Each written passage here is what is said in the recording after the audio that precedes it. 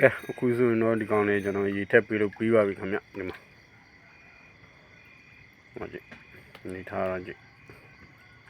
ဒီမှာကောင်800လောက်ပဲကျန်တော့တယ်ဗျကျွန်တော်ကောင်200လောက်အုပ်ဖက်ကံပြောင်းထားတယ်ကဲရေထက်ပြီးပြီဆိုတော့ထုံးစံတိုင်းဒီကောင်လေးအစာကြည့်လိုက်မယ်နော်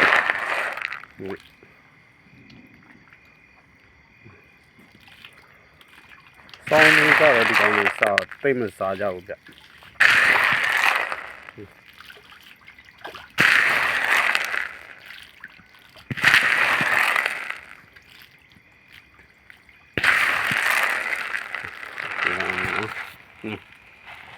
ဒီကလေးကြည့်ဝါဒီကလေးကြည့်ဝါဒီမှာဒီလေးဒါတော်ကြီးနေကုန်ပြီဒီမှာကောင်800လောက်ရှိတယ်ဗျโอเคဒါပဲနော်